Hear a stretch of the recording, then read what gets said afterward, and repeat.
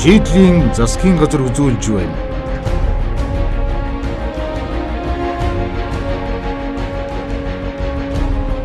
Ирмэн 14 оны 11-р сарын 21-ний баасан гараг улсын их хурлын нэгдсэн чуулган Шимтийн сайхан бэлгийг Монгол улсын 28 дахь ерөнхий сайдаар томилж сайхан бэлэг өөрийн танхимаа бүрдүүллээ. Эдийн засгийн хүндрэлтэй үед ачааг үүрсэн сайхан бэлэг засгийн газрын дэргэд эдийн засгийн зөвлөл байгууллаа. Энэ зөвлөлд Ахмад үеийн болон залуу үеийн нэр хүнд бүхий эдийн засагч судлаачид багтсан. Эдийн засгаанд тэтгэх гол мөнгөний урсгал гадны хөрөнгө оруулагчид байсныг улс даяараа дуу нэгтэй хөлийн зөвшөөрч гадны хөрөнгө оруулагчдыг дахин үрлээ. Гацсан ажлуудаа дахин хөдөлгөж эхэллээ. Оюу толгой, таван толгой гэх мэт эдийн засагт шууд нөлөөлөх томоохон төслүүдэн дэмжиж шийдлийн нэртэй засгийн газар олон асуудлын шийдлийг олж эхэлсэн юм. Тэгэхээр яг ерөнхий сайдаар томилогдоод ажил авч ирснээс одоо яг 1 жил ингээд өнгөрч байна. Тэгээд өнгөрсөн хугацаанд бол бас амаргүй нөхцөл байдалтай манай засгийн газар бол ажиллаа л да. Яагаад ингэж хэлж байна вэ гэхээр гадаадын хөрөнгө оруулалт бол үнэхээр огцон буурсан. Хуучин 4.7 тэрбум Америк доллар жилдээ ордог байсан. Одоо бараг 0 үзүүлэлтлөг ирсэн шүү дээ. Тэгээд энд бол олон хүчин зүйлүүд байсан. Ус төрчдийн мэдээж чэжээ балбдсан хүмүүсийн тэгээ ер нь бол бид нар өөрсдөө энэ мөнгө гаднаас өөрсдөө орж ирээд байх юм шиг. Дээрээс Монгол улс бусдын ямар ч дэмжлэг тусламжгүйгээр хөгжиж болох юм шиг ийм сэтгэлийн хөөрөл бол их автагдсан байсан л да. Зэсийн үн 10,000 руу төхөөд ирэхээр нүүрсний үн $100 холд аваад ирэхээр бол үнэхээр тийм нөхцөл байдал, тийм дүр зураг бол хүн болгонд төрж исэн баг. Гэхдээ хөгжлөгдөг маань өөрөө үе шатавтай байдаг. Тэгээ манай засгийн газрын ажиллаж байгаа энэ цаг үе бол бас нэлээд энэ үзүүлэлтүүдийн доошоо одоо үзүүрэн чиглэлсэн ийм нөхцөлд бол ажиллахаас өөр аргагүй болсон. Одоо өнөөдөр 10,000 руу шахаж ирсэн зэс маань өөрөө өнөөдөр дөнгөж $4,800 болсон. Нүүрс өөрөө $30-40 дээр хүрч ирсэн 100 холд авч ирсэн. Тэгэхээр бол Монгол гэдэг энэ нэг айл өрхөөр жишээж үзэх юм бол энэ айл руу ордог орлого нь бол цалин авдаг, цалин өс нь бол огцон багасж байна гэсэн. Энэ нөхцөл яаж амьдрах вэ? Яаж бүтээн байгуулалтуудаа хангах вэ? Яаж энэ өсөлтөд хангах вэ гэдэг бол манай засгийн газрын үндсэн бол зорилго нь байсан. Ийм үндсэн нөхцөл байдал нь байсан. Тэгэхээр амаргүй үед бол ажилласан. Гэхдээ бол ямар ч байсан алдаа онооны дундуур явсан энэ ажил маань ямар ч байсан бодиттой үр дүн болж чадсан бахаа гэж ингэж бодож байна. Бүтээн байгуулалтын ажлын эрч хүчүүд бол буураагүй. Зөндөө олон бас том бүтээн байгуулалтуудын ард бид нар гарч чадлаа. 4-р цахилгаан станц гэж сүүлийн бод бид нэр 25 жилд оруулж чадаагүй хөрөнгө оруулалтаа бол гэсэн 4-р цахилгаан станц дээр жишээлбэл 123 мегаваттын чадал бол шинээр бол нэмэгдсэн. Амгалангийн дулааны станцаа бид нар одоо ажилд нь ороод үр ашиг нь одоо яг энэ өвлийн саруудад бол хүртээд эхэлж байна. Дээрээс манай хувийн хвшлийнхэн бас гараа нөхөж суугаагүй. Том одоо бетоны үйлдвэрийг мак версэн 230 мянган шоо метр ийм хүчин чадалтай. За дээрэс нь Монцемент компани засгийн газартайгаа хамтраад Чингис бондын бас $45 сая санхүүжилтээр 1 сая тонны одоо цемент хүчин чадалтай шинэ үйлдвэр бол бас үүд хаалгаа нээлээ. За дээрэс нь замын ажил гэхэд зарим ус төрчид ярьдаг л да энэ жил нэг хурц шороо хөдөлсөнгүйгээд үнэхээр бодит байдал бол тийм биш. Энэ жил бол бид нар 1061 км зам барих ийм зорилт тавьж ажиллаад энийг бол бараг биелүүлсэн. Яг тэгэхээр бараг 900 орчим километр ийм замыг бол шинээр бол ашиглалтанд бол оруулж чадлаа. Тэгээ эх жил гэхэд бол 21 аймаг бол замаар холбогдох энэ болцоотой болно. Хуучин бид нар Улаанбаатар хотоос гараад бараг Шорон зам руу ордог байсан шүү. Тэгэхэд одоо бол зүүн тишээгээ дорн төрж байна. Баруун тишээгээ одоо Солонготын даваа завхан Баян онгор өнгөрөөд ингээд явж байна. Говь алтай ховд руу бол замууд нь бол баригдаад эхэлсэн. Урагшаага дөнгөж Улаанбаатараас налах өнгөрөөд Шорон замаар гардаг гэснийг манайхан сайн санаж байгаа. Тэгэхэд одоо өнөөдөр дунд говь өмнө говьгаа холбогдчихлоо. Хойшоогоо бол бид нэр хил хүртлээ замтай байсан. Гэтэ хажуугаар нь бид нэр хөвсгөл ортол замаа тавилаа. Дахиад одоо Увс ховд Баян өлгий гэдэг энэ аймагуд руу холбогдох ажил маань ингээ 16 онд багтаагаад дуусчих юм болцоо харагдж байгаа. Мянганы зам гэж бид нар их олон удаа ярьж ирсэн боловч зарим нь одоо мянгуужингийн үлгэрч гэж ярьдаг байсан. Бодит ажил хэрэг болцох энэ үе нь бол энэ ардсан намыг засгийн их барьж байхад одоо 2012-оос 15 онд хийлээ. Тэгээ яг 15 онд бид 4-өөс 900 орчим километр зам бол барьж байгуулж чадсан. Ингээд яриад ах юм бол бас зөндөө зүйлүүдийг бол ярьж болох байхаа. Эдийн засгийн эмчилэх эрчимжүүлэх үүднээс засгийн газар уул уурхайн салбарт анхаарлаа хандуулж, уул уурхайн салбарт хөрөнгө оруулагчтай ойлголцох нь эдийн засгийн хямралаас гаргах нэг боломж гарч байна. Тиймээс ч засгийн газар оюу толгойн далд уурхайн төлөвлөгөөг баталж, 5 толгойн хөрөнгө оруулагч талтай хийх гэрээнд анхаарлаа хандуулж, газууртын ордод хөрөнгө оруулагчдад боломж бас хариуцлага хүлээлгэхээр ажиллаж байна. Энэ бүхний эцсийн зорилго бол эдийн засгийн өсөлтөөр хангаж Монгол хүмүүр илүү сайхан амьдрах боломжийг авчрах.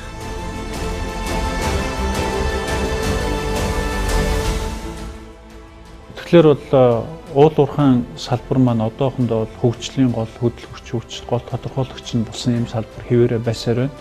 Тэгээ бид нар бол эдийн засгийн нөхцөл байдал ер нь цаашдаа Монгол гэдэг айл өрх маань цаашаа хөгжихэд бол эдийн засгийг солонгоруулах хэрэгтэй. Зөвхөн уул уурхай, зөвхөн түүхий эдийг дамжсан энэ эдийн засаг бол бас хол явахгүй нэ. Дандаа их эмзэг байх нэ гэдэг нь бол харагдаж штэ. Тэгэхээр бол солонгорлтыг бол хоёр төвшөнд хийх хэрэгтэй. Нэгдүгээр уул уурхайн салбар дотроо энэ салбар дотор байгаа бас бусад одоо потенциалаа бид нээх хэрэгтэй. Зөвхөн зис нүүрс алтгуурын дээр бол тогтож болохгүй. Тэгээ энэ чиглэлийн бод ажлуудаа хийхэд бол бас том төсөл төлбөрүүдээ бол явуулах юм шаардлага гарсан. Энийний дагуу бид нар оюу толгойн гүний уурхаан одоо энэ санхүүжилтийн том асуудлаа шийдсэн. Одоо энэ 11 сар оны эцэст бол банкнуудаас авах энэ төслийн санхүүжилт маань бол шийдэгдэхэд бэлэн болж эхэлж байна. Тэгээд нэг зүйлийг хэлэхэд бол хэрвээ бид нар ус төр хийгээд хэрэлдээл ингээд суугаад ирсэн бол өнөөдөр энэ чигээрээ л байж байгаа. Оюу толгойг ямар ч байсан хөдөлгсөн учраас эргэжил жишээлбэл одоо гадаадын хөрөнгө оруулалт 0 руугаа ирсэн байна гэдэг энэ үзүүлэлт шууд 1.2 тэрбум Америк доллар болж өгсөн. Ирэх жилийн хавраас жишээлбэл долларын ханш яадаг бол ийдэг бол гэдэг энэ болгоомжл одоо жишээлбэл 1.2 тэрбум доллар хөрөнгө оруулалт болоод орж ирж байгаа учраас тэр одоо толгойн өвчин маань биднэрт бол байхгүй болно гэсэн үг. Шийдлийн засгийн газар өнгөрсөн хугацаанд олон ажлын ард гарлаа. Сүүлийн 20 жилд баригдаагүй урттай замаар хотыг хөдөөтэй холболоо. Ингэснээр 2 хоног явдаг газар хоногтон хүрч зарцуулах цаг зав шатхун хэмнэгдэж ая тухтай зорчих боломжтой болсон аялал жуулчлалыг хөгжүүлэх таатай нөхцөлийг бүрдүүлээд байна. 10 жил машин хүнтэй үлээж байна. Тэр ч одоо урд ингээд шороогоор явдаг байхсан л одоо айгүй их машин эвдрэлтэй тоош шороороо анх бол ер нь их муу байсан тэгэл 4 жилийн дотор бас нэлээд сайн хийгдсэн шүү зам. 50,000 цаасны орлого гэдэг байсан зам арилцаа ашиглалтанд ороод нэг 2-300 сая төгрөгийн нэмэлттэй байгаа л болж ажиллах шүү дээ. алс байгаа усуд бол хот руу ороход асуудалгүй болсон шүү дээ. Хамтар замтай тонцлоготой хонхор зам эвдрэлтэй замаар явах нөгөө сайжирсан замаар явах шин шал эдийн засгийн өвдсөн машин дэргэн гэсэн гамтай. Загш нар сэтгэл хангалуул байгаа шүү дээ. Зам ондогц ямар сайхан юм бэ? Ямар ч зөөргөө сайхан явдаг болцсон байж тэгээд унтаал тэгээд очиод баг дууд сэргээл тэгэл буулгана шүү дээ. Засмалгүй байхад бол нөгөө шорон замаар явахад бас нэлээд ядаргаатай хэцүү л байдаг байсан л да. Одоо бол гоё юм байна. Бүр яг цаг хугацааны хувьд үл маш нэлттэй. Манай хөвсгөл чинь өнгөрсөн зун чинь баяраар бүр битүүч ихсэн гэсэн. Жуулчин тэгээд Монгол жуулчин манайхнаар дарагдлаа шүү дээ. Одоо аялал жуулчлал дагаад бас дэжгүй шүү дээ. Одоо бол зам сайтай болсон сайхан л болсон. Тэгээд зам дагаад хөгжүүлж байна. Түүнчлэн анхудаа хурдны зам барьж байгаа бол олон улсын шаардлага хангасан эсгүүлийн ажлыг эхлүүлж удахгүй хүлээн авах гэж байна. Ингэснээр жилдээ манай улсыг зөрөх гадны жуулчдын тоо эрс нэмэгдэнэ. Манай улсын агаарын замыг илүү сайн ашиглах шийдлийг гаргаж навигацийг 90 км-с 30 км болголоо. Сүүлийн 30 жил эрчим хүчний салбарт хийгдээгүй их бүтээн байгуулалт хийгдэж амгалан дулааны станц үүдээ нээж 5 дугаар станц эгийн голын усан цахилгаан станц зэрэг томоохон төслүүд хэрэгжиж эхлэхэд бэлэн болсон гээд олон ажлууд хийгдлээ. Барилгын салбараа хөгжүүлж хүн бүрийг ая тухтай орон сууцнд амьдруулахын тулд цемент бетоны үйлдвэрүүдийг санхүү бодлогоор дэмжиж нээж чадлаа. Өнгөрсөн он биднийг олон улаан болгож 3 сая дахь иргэнэ хүлээн авлаа. Олон улаан болсон бидэнд шийдэх олон асуудал байна. Сургууль цэцэрлэгийн хүрэлцээг нэмэх талаар өнгөрсөн хугацаанд хамгийн их хөрөнгө мөнгийг засгийн газар зарцууллаа. Анхудаа сургууль цэцэрлэгийн цогцлборыг барьж шин сургуулиуд үүдээ нээж эрдмийн эзэдээ хүлээн авлаа. Сэтгэл бол маш өндөр байгаа. надад гадаад албаны нэмэр таалагдсан. Тэгээд бид нар бишгүүрийн хөгжмийн тэмцээнд орохдоо гадна талбай, хөл бөмбөгийн талбай сарвчин дор бэлтжижсэн бол өнөөдөр ийм сайхан анги танкинтай болохоор дугуйлын хичээсэн хичээлээ хийсэн ч үнэхээр таатай. Сургуулийн секц болон зарим нэгэн үйл ажиллагаанд маш их төвтэй оролцож байгаа. Тэгээд нөгөө нэг намын сан тэгээд суугаад хичээлээ хийх юмсан амар гоё байсан. Тэгэл эхлээл орж ирээ сургуультай төөрөөл нэг хэсэг тэгэл анги манга болохгүй тэгээд. Би өөрөө урлагаар ингээ явдаг болохоор хамгийн түрүү надаа одоо тийм бүжгийн танхим, урлаг зал гоё санагдсан орж ирээдээ бас спорт зал маш гоё санагдав. Түүнчлэн барилгын салбарт их бүтээн байгуул төрнөж шинэ яармаг буян тухай 1, буян тухай 2 хорооллууд эзэддэн очлоо. Шинэ орон сууцыг хэмжээ харгалзахгүйгээр 8% хүүтэй зээлээр авах боломжийг хөнгөвжилж өрөджилгааг 30%-аас 10% руу бууруулах шийдлийгч мөн оллоо. Хуучин бол гэр хорголд байсан. Энд одоо их сайхан доктой дулаахан их тавдаг. Энэ байранд бол өгдөр орчин бол мэдээ сайхан. Ашигтай талх юм бол тэгэл залуугөр болон зорилт бүлгээр гэж одоо ингээд байртай болж ирээд ашигтай ирээдүйд л хэрэгтэй. Онцгой бүлэг гэж яриад байгаа да. Өндөр настан хөгжлийн бэрхшээлтэй ард түмэн төрийн албан хаагч тэтгэврийн эдгээр хүмүүсүүдийг бас орон сууцтай болохоор төрөөс зохион байгуулсан энэ ажлыг бол орьсон сууж байгаа арьсан суугчд бол их дэмждэг. Ер нь бол төөрөө гоёш захруугаа чиглэсэн энэ хорооллууд бол ерөнхийдөө нэлээд шаардлагатай байх гэж бодож байна. Ер нь бол энэ гүйцэх засаглалд ажиллаж байгаа хүмүүсийн ажил бол цаг наргүй байдаг. Манай одоо ямар ч сайдаас ч юм уу эсвэл аль нэг яам агентлаг дээр очиод та нарын ажил ямар өнөхөр үнэхээр бужигнадаг байхгүй. Энэ өөрөө гүйцэх засаглалын онцлог нь. Тийм учраас энэ агентлаг яамаар үйлчлүүлж байгаа хүмүүс ч гэсэн бас бохинддаг. Одоо жишээлбэл очир чиглэлээ барьлаа гэдэргээл хүмүүс хэр зэрэг хандж байна, удаан байна гэдэргээд. Тийм учраас энэ чиглэлээр бас нэлээд ажлууд ийсэн. Одоо өнөөдөр 108 төц машин ажиллаж байгаа. 25 үйлчилгээ жишээлбэл онлайн руу энэ захин машин руу орсон. Одоо манай холбогдох байгууллагууд ажиллаад 160 орчим төрлийн үйлчилгээг дахиад энэ 7/24-оор ажилтдаг, очир нэгтгүү, арын хаалга нэгтгүү энэ үйлчлэгээр рүү орж байгаа. Төрийн гол үйлчлэгнүүд бүгд үндсэндээ энэ захин үйлчлэгээр рүү орох энэ ажлууд хийгдэж байна. Одоо бол бүр их амар болсон байна. Өрөөс авдаг үйлчлэгийг маш богино хугацаанд тэгээ ямар нэг хүн цортол байхгүй.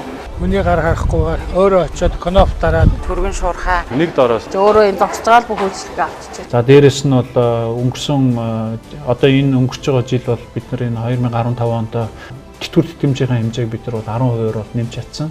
За дээрэс нь бол эрүүл мэндийн чиглэлийн бол том одоо эрх зүйн орчингоо бүрдүүлэх энэ асуудлууд маань хийж байна. Одоо эмнэлгийн тусламж үйлчилгээний хууль, эмнэлгийн удирдлагын хуулиуд бол явагдсан. Боловсролын салбарт бол багш болгондоо одоо зөвхөн компьютераар хангах энэ төсөл маань бол хэрэгжлээ.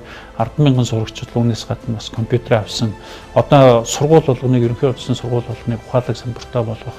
Өөрөөр хэлбэл одоо аль нэг баруун юм зүүн хязгаар дээр сурж байгаа сурагчид маань Улаанбаатар хотод нэг авиат багшийн авж байгаа хичээлтэй бол яг адилхан баг ийм нөхцөл байдлыг жишээл боловсролын салбартаа бүрдүүлж байна. MIT гэдэг одоо том дэлхийд алдартай технологийн номер 1 сургууль Монголд нэгдэх энэ болцоон дээр бол бас манай боловсрол шинжилгээ ухааны яам ажиллаж байгаа. Дээрээс нь Японд руу бид нар 1000 инженер сургах энэ төсөл хөтөлбөр маань амжилттай хэрэгжиж байна.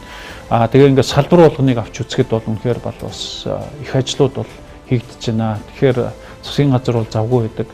Цаашдаа ч завгүй байна. Ялангуяа 16 онд ч гэсэн бас яг энэ бүтээн байгуулалт том ажил амжуулах энэ утгаараа бол биднэрт бас л завгүй юм он сарууд бол хүлээгдэж байгаа. За эдийн засгийнхаа хүндрэлийг дээрээс нь түүхийн эдийн үнийн уналтыг бол бид нар бол үндэслээд эргээд бодлогын бас тохируулгынудаа бол хийх юм шаардлага байгаа. Гадаадын хөрөнгө оруулалтыг бол маш их оруулах. За энэ чиглэлээр бол тодорхой нөхцөл байдлыг бүрдүүлэх, том төсөл хөтөлбөрүүдэд хэрэгжүүлэх энэ ажлуудаа бол засгийн газар бол үргэлжлүүлээд тийм. Улс төр нь бага байхыг бол бид нар бол үнэхээр хүсэж байгаа. За улс төр бол үнэхээр одоо хэдийгээр хүнд хэцүү нөхцөл байдал одоо бий болгосон ч засгийн газар бол гарах шийдвэрүүдээ хийх ажлуудаа бол үргэлжлүүлж бол хийж явах болно гэдгийг бас энэ төсөнд хэлхийг хүсэж байна. Хөгжил дэвшлийн хөдөлгөгч хүч болох үйлдвэрлэлийн салбарт шийдлийн засгийн газар анхаарлан хандуулж аж үйлдвэрийн яамыг байгууллаа. Ингэснээр бид хэрэглэгч улс биш, үйлдвэрлэгч улс болоход нэг алхам ойртлоо. Газрын тосны үйлдвэр, гангийн үйлдвэр, зэс баяжуулах, боловсруулах үйлдвэргээд олон том төслүүд гараанаас гарчээ. Өнгөрсөн хугацаанд гадаад харилцааны салбарт ч мөн ололт амжилт дүүрэн байлаа. Гадны хөрөнгө оруулагчдыг их хурдан дуудах зорилгоор ерөнхий сайд богино хугацаанд их ажлыг төлөвлөгөөтэйгээр хэд хэдэн ажлыг дараалан хийлээ. Эдгээрийн үр дүнд томоохон төслүүд гацаанаас гарах боломж нэгдэж, хөрш орнуудтай тодорхой асуудлуудаар ойлголцолд хүрч, эдийн засгийн түншлэл бэхжиж, хөнгөлтэй зээлийн хилцээрүүд байгуулагдаж чадлаа. Засгийн газар энэ бизнес эрхлэгчдийнхаа, энэ материалын баялаг бүтээгчдийнхаа төлөө явах ёстой. Тэр нь засгийн газрын бас утга учир нь байгаа юм. Яагаад энэ бусад улсын элчин сайдууд энэ ерөнхий сайдын өрөөнд орж ирээд манай энэ компанийг дэмжээрэй, энэ хөрөнгө оруулагчийг дэмжээрэй гэдэг хүсэлтийг байнга тавьдаг юм. Яагаад тэгэхээр тэр улсуудын засгийн газар нь, тэр улсуудын төр нь энэ компаниудынхаа төлөө явдаг байхгүй юу? Манад ингэж явсныхаа төлөө одоо хочлогддог, овоглогддог. Тийм учраас бид нар энэ сэтгэлгээнийхээ өөрчлөлтийг өнөөдөр бол хийх ёстой. Өнөөдөр энэ Монголын том материалын баялаг бүтээгчдэр, гадаадын хөрөнгө оруулагчдэр Монгол улсын хөгжил өөрөө босноо. Би сая жишээ хэлж шээ. Төр одоо өөрөө хөрөнгө оруулж цементийн үйлдвэр барьж чадахгүй байхад хөтлийн цементийн үйлдвэр дээр хувийнхан, дээрээс нь энэ мон цементийн өөрсдөө хуваараа, дээрээс нь макийн гэх цементийнхаа үйлдвэрийг барьж чадчих шээ. Төр өөрөө мөнгө гаргаж чадахгүй 5 дугаар цахилгаан станцын төсөл нь олон жил зогсож байхад өнөөдөр бөөрөлжүүд дээр, өнөөдөр 5-7 цахилгаан станцууд дээр хувийнхан гадныхан хөрөнгө оруулаад бариад эхлэх энэ болцсон бүрдээд эхэлж байна. Ийм юмгаа бид нар дэмжиж явах хэрэгтэй маа. Тийм учраас оюу толгой төслийн хувьд бол хэлэхэд бол үнэхээр 2-3 жилийн хүнд нөхцөлийн араас бид нар энэ төслөө явуулах хүнд бол шийдвэрийг гаргасан. Гэхдээ бол бид нар бол ямар нэгэн байдлаар 9 онд одоо байгуулсан том гэрээ рүүгээ орж өөрчлөх энэ асуудлыг бол хөндөх болцоо байгаагүй. Шинээр бол энэ далд уурхай, гүний уурхайгаа эхлүүлэх энэ нөхцлүүдэд бол тохирсон зөндөө олон одоо Монгол талд ашигтай шийдвэрүүдийг гаргасан байгаа. Одоо дараагийн 5-аас 7 жилийн хугацаанд менежментийн гэрээгээр зөвхөн менежментийн зардал бид нэр 6% өгдөг байсан энэ асуудал маань одоо бол 4.5% болж жишээлбэл багас буурж байна. Гэвч Монголд энэгээр 1 тэрбум Америк долларын ашиг жишээлбэл ирж байна. За татврын маш олон маргаанууд байсан. Энэ маргаануудаа бид нар бол нэг талтан гаргаж шийдсэн. Энэ шийдэл маань зөвхөн оюу толгой Oriental Turkcell гэдэг компанид биш. Бусад ер нь хөрөнгө оруулж байгаа бүх компанитай бол адилхан үйлчилдэг. Энэ нөхцөл байдлыг гэсэн бид нар одоо бий болгож чадсан гэх мэтээр бол маш их олон одоо эерэг зүйлүүдийг хэлж болно л доо. Өнгөрсөн 365 хоногт шийдлийн засгийн газар олон салбарт олон зөв шийдлийг олж хэрэгжүүлж чадлаа. Эдийн засгийн гүнзгий хямралд орох эрсдэлтэй байсан улс орнон эдийн засгийн өсөлттэй улс орон байлгахаар ажлын ачааллыг үл харгалзан боломж хүчээр дайчлан зүтгэж байна. Иргэд маань ирээдүйд сайхан амьдрах биш, өнөөдрөөс л сайхан амьдрах ёстой гэж засгийн газар үзэн бололцоотой бүхнийг ирж хайж, асуудлыг түргэн шуурхай шийдэж, амжилт ололтыг авчирсаар байна.